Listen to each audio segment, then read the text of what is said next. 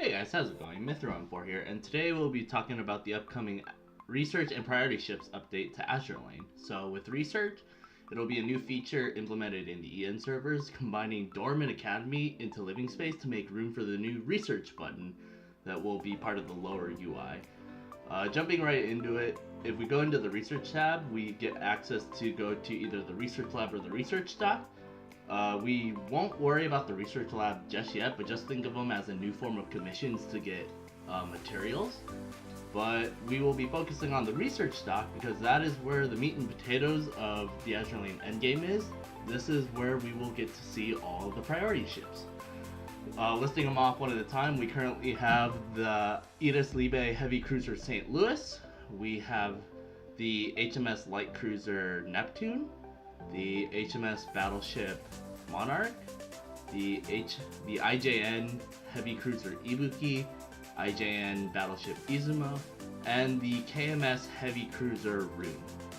Going back to St. Louis, if you look on the right, you can see a list of little targets. Those are quests that you need to accomplish in order to unlock the ship for use. So some of those quests include gaining 1 million experience, supplying or completing 5 research projects, supplying 10 purple retrofits of the ship type that you are developing, gaining an additional 2 million experience, so in total you will need to accumulate 3 million experience, completing 8 additional research projects, so you need to complete 13 total research projects, supplying 5 gold retrofits of the type of ship that you are currently researching, supplying 20,000 gold, all up front, so you can't just save up and pay it in installments, and lastly you need to pay or use 5 wisdom cubes. All of these requirements are pretty consistent across all the ships, with the only difference being that on Monarch and Izumo, the 2 backline ships, you will be paying 30,000 gold instead of 20,000 gold. So the only real differences is that you pay 20,000 for frontline, 30,000 for frontline, and it depends on what type of material you are using to develop the ship. So you have to unlock these ships before you can begin research. So for St. Louis, you need to unlock by collecting 20 frontline Eagle Union or American ships. For Neptune, you need to unlock her by collecting 20 Royal Navy frontline ships. For Monarch, you need 10 Royal Navy backline ships. Ibuki requires 20 IJN frontline ships. Izumo requires 10 IJN backline ships.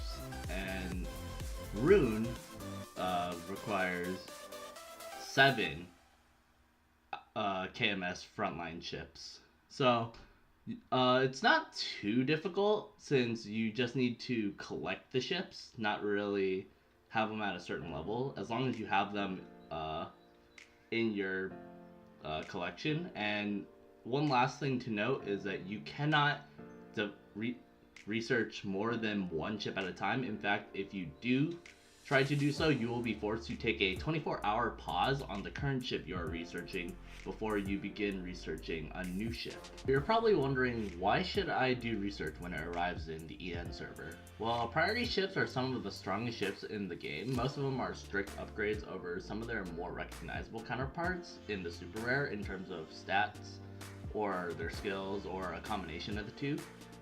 Completing priority ship research takes a fair amount of time, so you should probably start getting through them at your earliest convenience. Most of the quests are also pretty simple, and they don't eat away too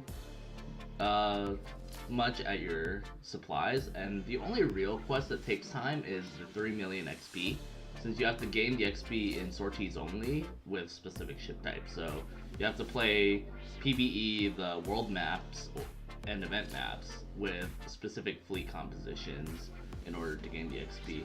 Here's a little graph so that you know what ships need what type of experience and what type of, and just a recap of all their requirements. feel free to pause the video now in order to get a better glimpse. So in order to begin research on a priority ship, first the research tab has to be unlocked, which is available at commander level 30.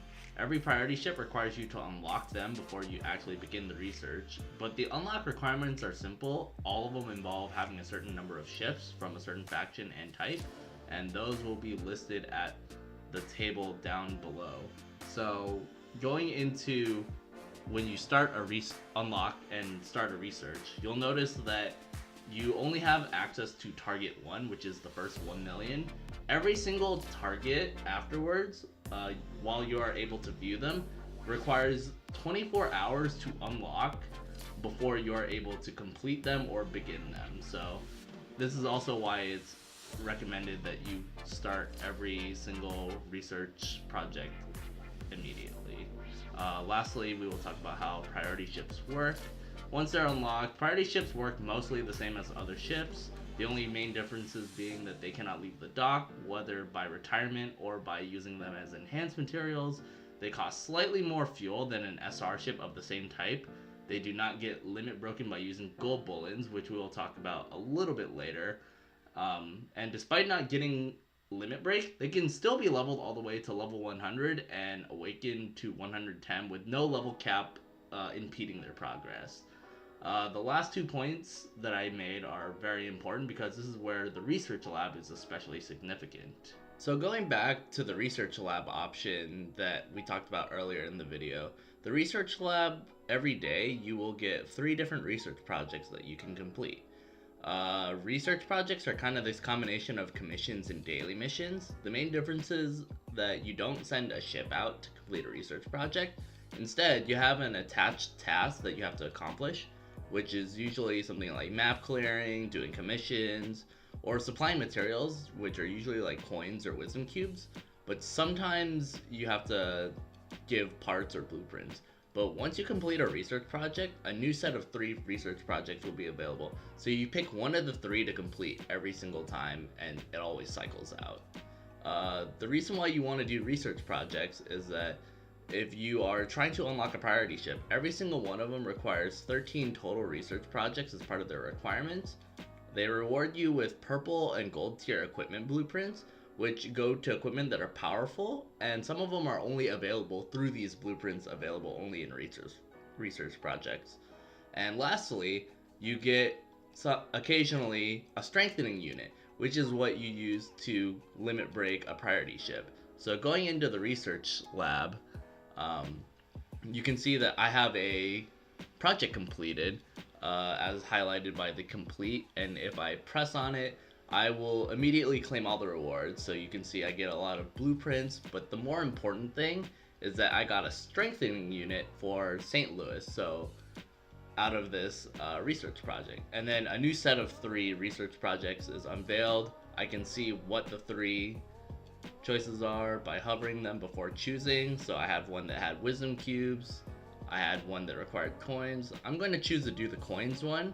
I can choose, and in this project I have a chance of getting a certain amount of strengthening units.